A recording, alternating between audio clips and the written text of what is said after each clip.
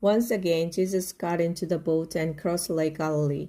Then, as he stood on the shore, a large crowd gathered around him. The person in charge of the synagogue was also there. His name was Jairus, and when he saw Jesus, he went over to him. He knelt at Jesus' feet and started begging him for help. He said, "My little daughter is about to die. Please come and touch her so she will get well and live." Jesus went with Jairus. Many people followed along and kept crowding around. In the crowd was a woman who had been bleeding for 12 years.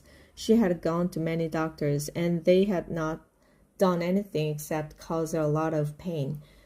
She had paid them all the money she had, but instead of getting better, she only got worse.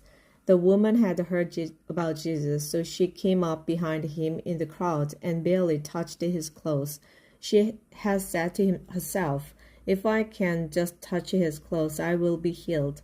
As soon as she touched them, her bleeding stopped, and she knew she was healed. At that moment, Jesus felt power go out from him. He turned to the crowd and asked, "Who touched my clothes?" His disciples said to him, "Look at all these people crowding around you. How can you ask who touched you?" But Jesus turned to see who had touched him. The woman knew what had happened to her, so she came trembling with fear and knelt down in front of Jesus. Then she told him the whole story. Jesus said to the woman, "You are now well because of your faith.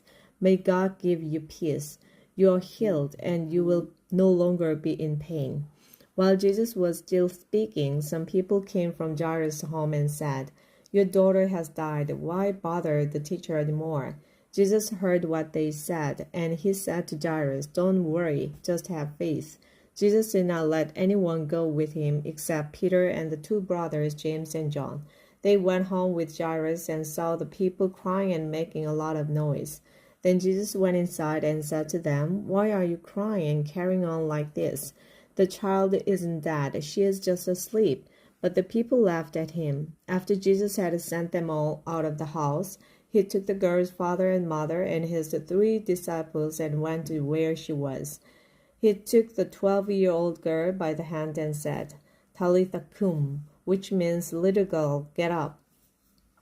The girl got right up and started walking around. Everyone was greatly surprised, but Jesus ordered them not to tell anyone what had happened. Then he said, "Give her something to eat."